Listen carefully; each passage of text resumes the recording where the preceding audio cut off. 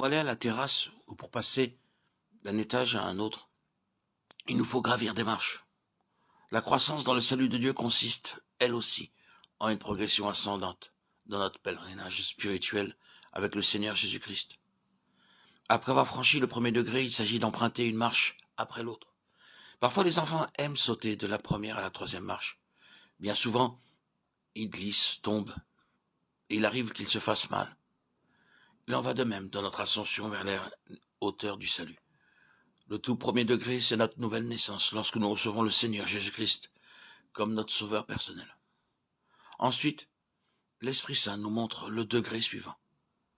De cette manière, il sera facile de bénéficier d'une communion ininterrompue avec le Seigneur dans notre croissance spirituelle. Le psaume 120 est le premier cantique des degrés. Il décrit la crise que nous avons traversée lorsque nous prîmes conscience du fait que nous marchions sur la route descendante de la destruction.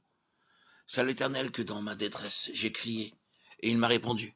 Psaume 121. Ceci est le premier degré, et depuis ce moment-là, nous avançons sur le grand chemin qui mène au ciel, ayant commencé notre marche avec le Seigneur. Pendant de nombreuses années, nous avions pensé pouvoir nous passer de lui. Nous étions sûrs et certains d'être capables de diriger nos vies en nous basant sur notre intelligence, nos connaissances et notre sagesse. Il ne nous était jamais venu à l'idée de faire appel à Dieu pour qu'il nous aide, et dans bien des cas, nous avons fini par échouer misérablement. C'est à ce moment-là seulement qu'il est devenu clair pour nous que notre ruine serait totale, à moins que Dieu ne prenne possession de nous, et qu'il n'y aurait d'espérance pour nous ni dans ce monde, ni dans celui à venir. C'est ainsi que certains ont gravi le premier degré, sous la pression d'une crise telle qu'une maladie grave, une pauvreté accablante, ou toute autre infortune du même genre.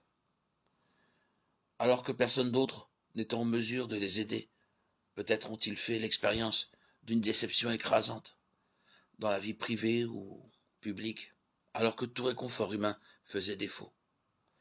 D'autres encore ont été asservis à un péché qui les dominait, et nul ne pouvait les en délivrer. Dieu utilise effectivement des circonstances aussi diverses pour nous montrer notre impuissance, notre incapacité, et nous apprendre à nous tourner vers lui pour obtenir du secours et la délivrance. Lorsque nous l'invoquons pour qu'il nous sauve, il répond et sa présence devient réelle pour nous.